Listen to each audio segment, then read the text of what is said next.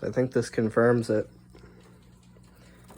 this was running for a few hours while I was gone, and I kind of just expected it to behave normally, but no. It freezes up.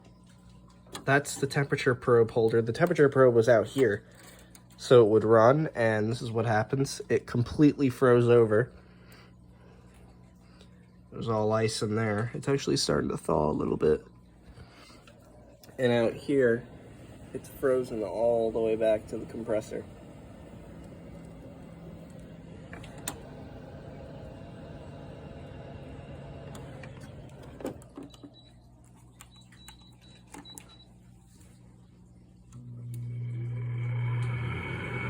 Yeah, and there's no air coming out.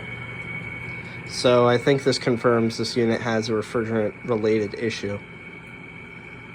Maybe you guys could let me know what it is.